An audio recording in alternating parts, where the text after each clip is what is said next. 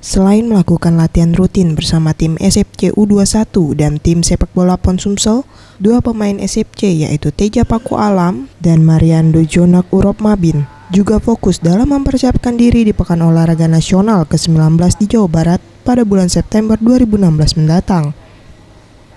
Kiper ketiga SFC dan juga kiper tim PON Sumsel, Teja Paku Alam mengakui saat ini ia rutin melakukan latihan setiap hari di pagi hari maupun sore. Selain itu, tim pelatih PON juga tengah menyiapkan rangkaian uji coba pertandingan dengan sejumlah klub sepak bola agar target meraih medali emas dapat tercapai.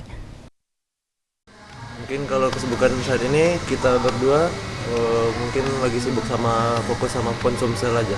Mungkin nanti bulan September di Bandung untuk saat sekarang. Persiapannya yang pastinya fisik sama mental yang bagus, itu pun kalau taktik sama strategi urusan pelatih, kita sebagai pemain cuma ngejalanin aja. Hal senada juga dikatakan Mariando Jonak Urop Mabin, striker tim sepak bola PON Sumsel. Secara fisik ia mengaku telah siap untuk mengikuti pertandingan dan optimis bisa meraih kemenangan dengan membawa pulang medali emas pada PON 19 di Jawa Barat.